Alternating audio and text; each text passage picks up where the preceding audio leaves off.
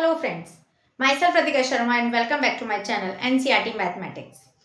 हमने अभी तक बोर्ड की वीडियोस जो क्लास 10th की है वो तो हमारी साइड बाय साइड चली रही है, यूट्यूब शॉर्ट्स भी प्रॉपर आ रहे हैं। आज एक रिवीजन वीडियो है क्लास 9th के लिए जिसका सिलेबस ऑलमोस्ट नहीं कंप्लीट ही हो चुका है।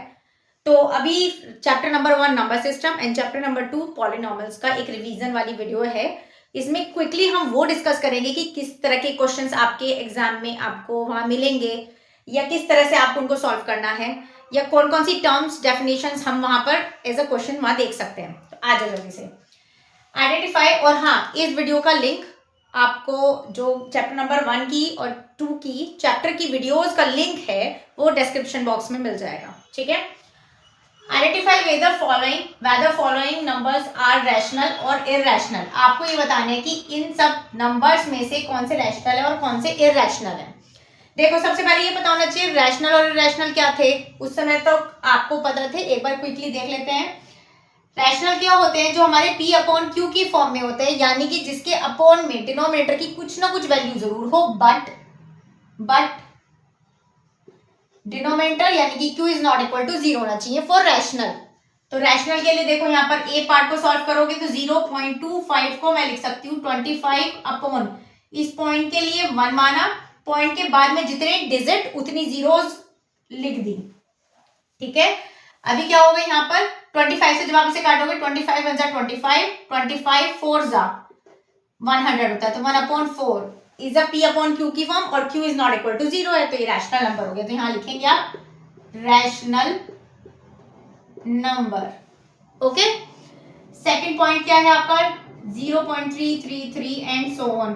देखो, एंड सो ऑन ये जो डॉटेड पोर्शन है इसी से ही समझ जाना कि कौन सा पोर्शन होगा इरैशनल होगा। क्यों होगा? क्योंकि इरैशनल की क्या प्रॉपर्टी होती है कि वो एक तो रिकरिंग होता है, है प्लस नॉन टर्मिनेटिंग होता है। नॉन टर्मिनेटिंग होता है। नॉन टर्मिनेटिंग मतलब क्या होता है? जो डिवीजन आप जब करने लगोगे तो वो चलता ही चला जाएगा, कंटिन्यूअस चलता चला जाएगा, वो स्टॉप नहीं होगा, वो खत्म नहीं होगा, वो ओवर नहीं होगा। तो ऐसा नॉन टर्मिनेटिंग कहते हैं उसको।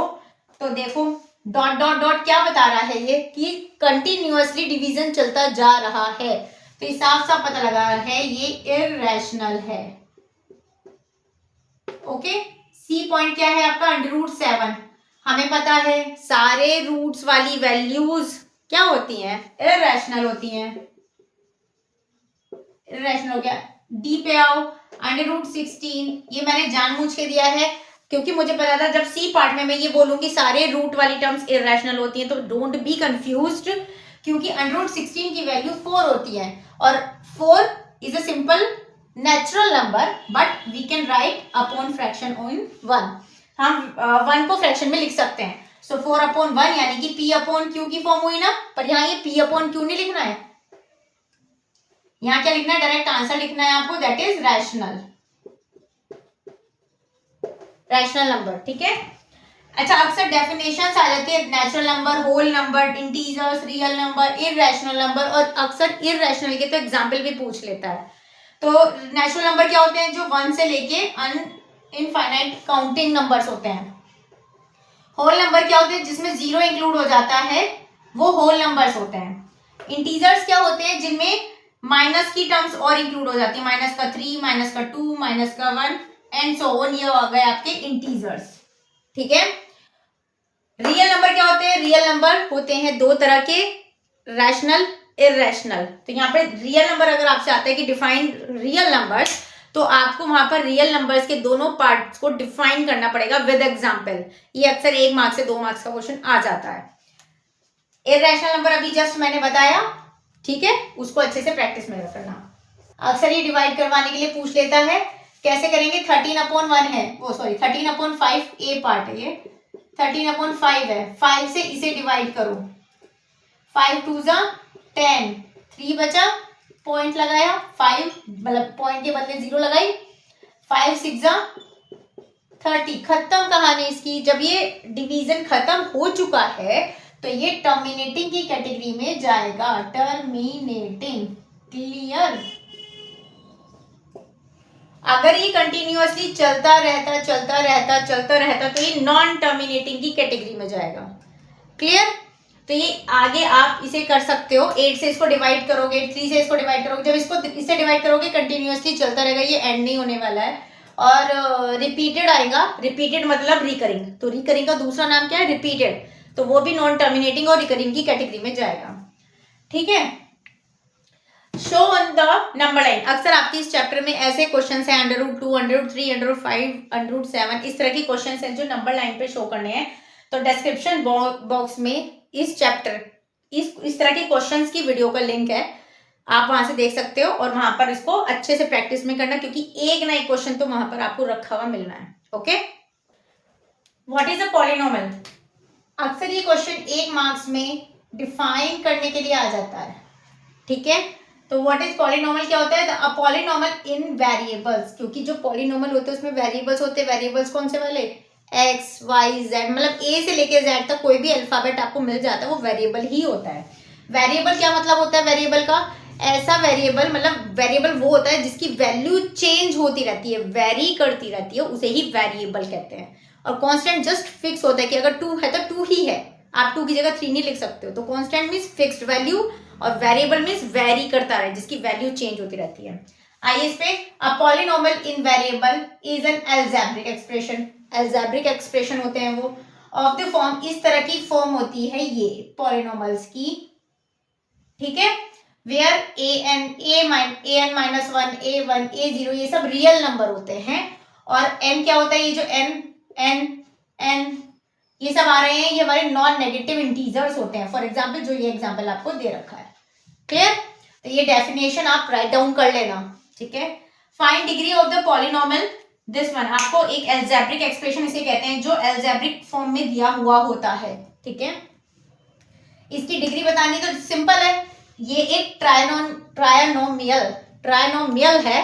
तो इस ट्रायनोमियल में, या ट्रायनोमियल को पॉलिनोमियल भी कह देते हैं, तो ट्रायनोमियल या पॉलिनोमियल में हाईएस्ट डिग्री, हाई डिग्री पूछिए तो हाईएस्ट पावर क्या है यहाँ पर? 3, तो 3 विल बी योर आंसर।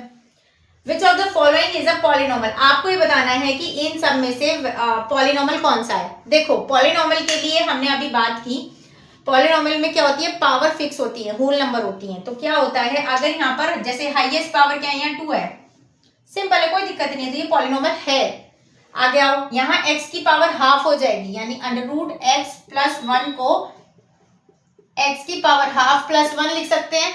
तो ये कोई भी पावर नहीं होती है, पावर हमेशा एक होल नंबर होती है, 0 से लेके 1, 2, 3, 4 एंड सो ऑन, कुछ भी हो सकती है। अगर फ्रैक्शनल कोई पावर आती है तो वो पॉलिनोमियल में काउंट नहीं होगा, तो ये एक पॉलिनोमियल नहीं है।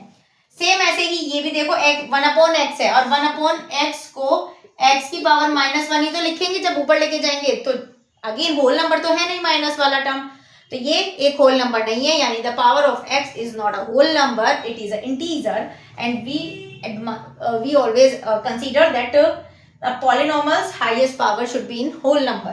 तो ये होल नंबर नहीं है, तो इसलिए अगेन ये पॉलिनोमियल भी नहीं है। आते हैं आगे, क्या कहते हैं क्वेश्चन नंबर 4। देखो, एक ट्विस्ट करके दे देता है अक्सर आपसे, एक ही क्वेश्चन में वो सब कुछ निकलवा लेगा। क्या क्या क्या? जैसे फॉर पॉलिनोमियल, ये एक पॉलिनोमियल है आपका, फाइंड इट्स डिग्री। तो सबसे पहले आपकी डिग्री क्या है? हाईएस्ट पावर क्या है? 3, तो हाईएस्ट डिग्री क्या हो जाएगी यहाँ पर? 3 हो जाएगी। Right number of terms, right number of terms पूछी है, तो नंबर ऑफ टर्म्स कितनी है यहाँ पर? 1, 2, 3, 4 टर्म्स है, तो यहाँ पे आप आंसर लिख दोगे, यहाँ पे right number of terms equal 4 आ जाएगा। यहाँ पर क्या आएगा आगे? आइडेंटिफाई कांस्टेंट टर्म्स, अगेन क्योंकि x यहाँ पर एक वेरिएबल है और फिक्स वैल्यू है, सॉरी x यहाँ पर एक वेरिएबल है, तो वेरिएबल तो उसने पूछा नहीं है, उसने पूछा आइडेंटिफाई कांस्टेंट टर्म्स पूछी हैं। कांस्टेंट टर्म्स कौन सी है यहाँ पर? जिसके साथ वेरिएबल ऐड नहीं है, तो कांस्टेंट यहाँ पर ये है, इसका आंसर हो जाएगा -1। आ जाइए, इस तरह का क्वेश्चन और आ जाता है कि अगर पॉलिनोमियल दे रखा है हमें पूरा और हमसे p(2), p(4), p(समथिंग), p(-2) कुछ भी दे सकता है और वैल्यू पूछेगा, तो p इस वाली वैल्यू में जहां जहां x है वहां वहां 2 रखना है आपको, यानी p(2) क्या हो जाएगा? 2 × 2 की पावर 3 -2 की पावर 2 +4 इंटू 2 -7। एक बात ध्यान रखनी है, स्टेप मार्किंग होती है तो ये डायरेक्ट यहाँ पर आंसर नहीं करना है। आप यहाँ पर एक रफ ड्रॉ करें, साइड में एक लाइन खींचकर, और वहां पर रफ वर्क कर दो, यहाँ डायरेक्ट आंसर लिख दे। प्लीज मत करना ऐसा, क्योंकि नंबर एक में ही आएगा मैक्सिमम, या 2 नंबर में आ सकता है, लेकिन ध्यान रखना स्टेप मार्किंग बहुत जरूरी होती है। तो ध्यान रखना स्टेप मार्किंग होती है तो स्टेप्स के नंबर होते हैं, तो आपको यहाँ पर स्टेप्स कैंसिल नहीं करने, डायरेक्ट आंसर लिख दिया तो आधे मार्क्स समझ लो गए आपके। ठीक है, तो सबसे पहले x पूरा पुट इस तरह से पुट करोगे, फिर कैलकुलेशन करोगे। 2 2 4 2 8, 8 2 16 हुआ, -2 2 4, मतलब 2 2 मतलब 2 का स्क्वायर 4 हो गया, +4 2 8 और -1 हुआ। जो प्लस प्लस वाली टर्म्स है उनको एड ऑन कर लेते हैं, जैसे 16 और 8 24 हुआ, -4 -7 -11 हो जाएगा। ये बचा आपका 2 में से 1 4 में से 3, ये आंसर आ गया आपका। अगर बाई चांस यहाँ माइनस का बचता तो माइनस का साइन यहाँ लगाना बहुत जरूरी है। ठीक है, check whether x equal 1 is a zeros of px, यानी कि पॉलिनोमियल का ये जीरोस है नहीं। जीरोस का फार्मूला तो I mean not formula, zeros of a polynomial, ये कॉन्सेप्ट इतना जरूरी है कि या तो ये डायरेक्ट पूछ लेगा कि कोई भी टर्म की वैल्यू दे देगा, जैसे यहाँ दी है, और पूछ लेगा क्या ये इस पॉलिनोमियल का जीरोस है नहीं, तो आपको यहाँ पे वैल्यू पुट करके और देखना पड़ेगा, या फिर वो आपसे इस तरह की फॉर्म में पूछ सकता है कि find zeros of a polynomial. तो ये दोनों तरीके से क्वेश्चन आ सकता है। ऐसे फॉर्म में क्या करना है, यहाँ डायरेक्ट थोड़ा काम कम हो जाता है, क्योंकि जो डायरेक्ट वैल्यू है वो इसमें पुट कर दो। तो p ऑफ 1 इक्वल होगा 1 का क्यूब -4 इंटू 1 का स्क्वायर +1 +6। p ऑफ 1 क्या होगा, 1 का क्यूब 1 ही होता है, 1 का स्क्वायर भी 1 होता है, 1 4 4 हो गया, +6 और 7 हो गए, ये 6 और 1 हो गए 7। p ऑफ 1 क्या हो गया, अब ये 7 और 1 8 -4 4 बचेगा। क्योंकि यहाँ पर वैल्यू निकलकर 0 नहीं आई है, जब भी हम जीरोस ऑफ पॉलिनोमियल वाली टर्म को पॉलिनोमियल में फिट करते हैं, रखते हैं, सब्स्टिट्यूट करते हैं, पुट करते हैं, तो हमारे पास 0 आना चाहिए। अगर वो 0 नहीं आ रहा है, इट मीन्स कि ये जीरोस ऑफ पॉलिनोमियल नहीं है। सो p of 1 is not equal to 0 implies that x equal 1 is not a zeros of polynomial। X cube यहाँ पूरा आ जाएगा, वो वहां तक ये स्टेटमेंट रख के आओगे तब जाके ये कंप्लीट क्वेश्चन माना जाता है। आइए इधर फाइंड जीरोस ऑफ पूछा है पॉलिनोमियल, इसका जीरोस पूछा है तो सबसे पहले पुट कर करके देखेंगे। So for zeros of polynomial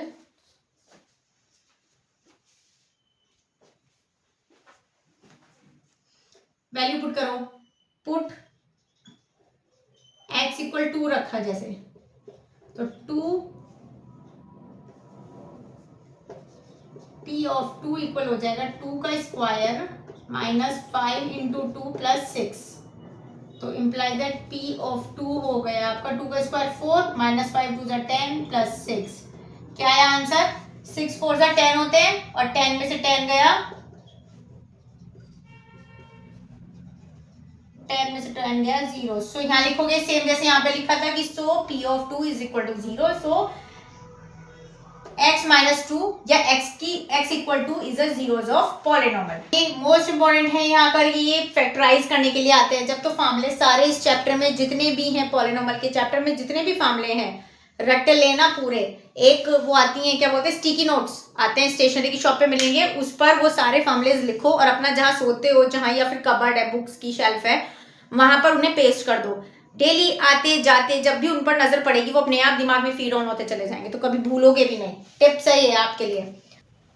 देखो यहाँ पे क्यूब है, क्यूब है, क्यूब है, दैट मीन्स इसका भी क्यूब करना पड़ेगा। अगर यहाँ स्क्वायर होता तो इसका भी सोचना पड़ता है ऐसी कौन सी टर्म है जिसका स्क्वायर ये वाली डिजिट होती है। फिलहाल यहाँ क्यूब है तो मुझे पता है कि 3 का क्यूब 27 होता है, मैंने ये ऐसे लिखा, +z -3 इंटू 3xyz। ये क्यों लिखा है ऐसे, याद करो फार्मूला क्या होता है।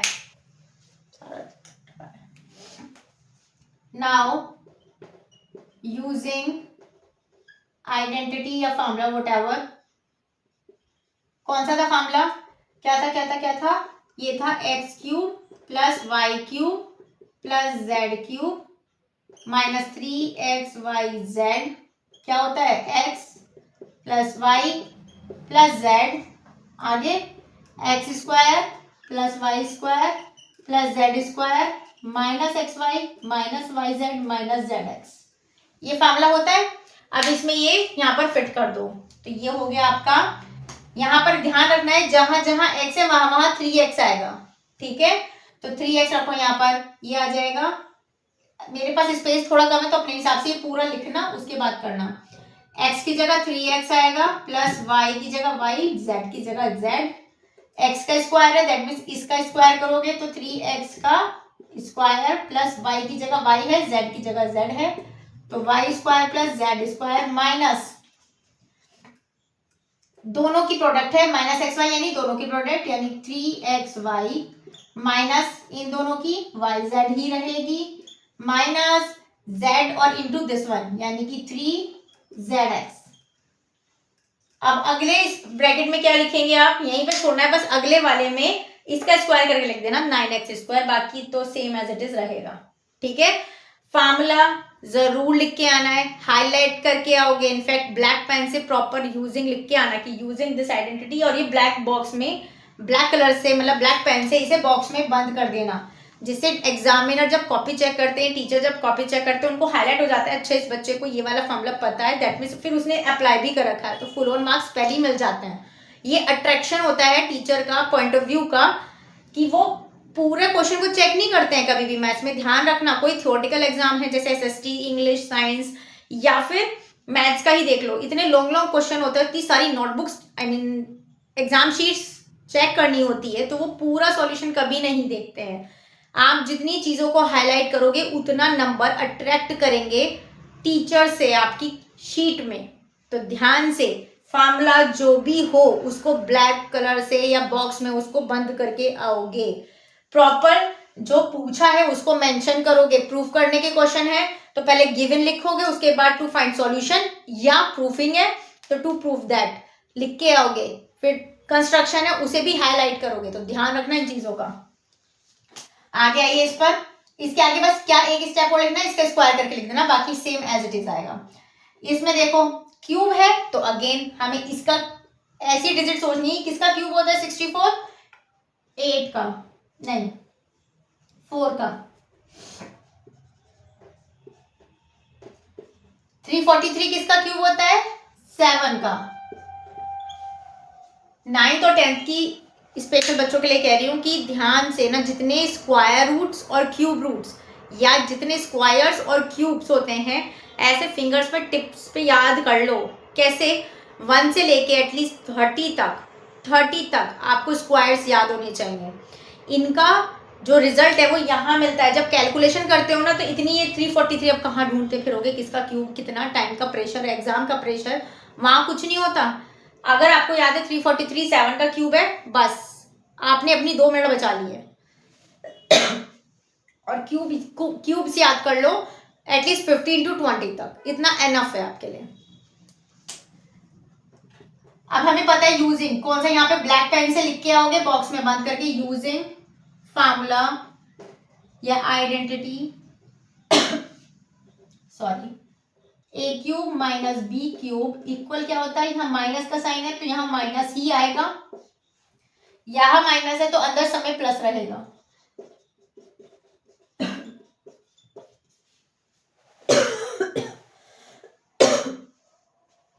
ठीक है।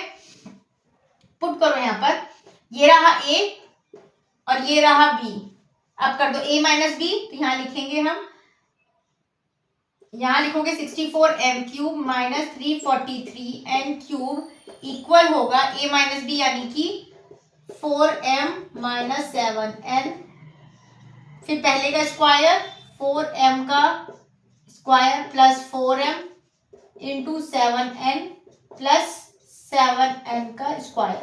अगले स्टेप में 4m का स्क्वायर लिख देना 16m स्क्वायर और 7n का 49n स्क्वायर, ये लिख देना और यहीं पर स्टॉप कर देना, और यहाँ ये 7 4 28 जो भी होते हैं वो लिख के प्रॉपर आंसर लिख के ओके। तो इस तरह के ही क्वेश्चंस आपके जितने भी इस फार्मूले में, मतलब इस चैप्टर पॉलिनोमियल में जितने भी फार्मूले हैं, बहुत सारे फार्मूले हैं, थोड़े से याद कर लेना, अच्छे टिप्स पे कर लेना। नेक्स्ट वीडियो में अगर आपको इस वीडियो से थोड़ी सी भी हेल्प मिली हो आपके रिवीजन में तो कमेंट बॉक्स में जरूर मेंशन कर देना।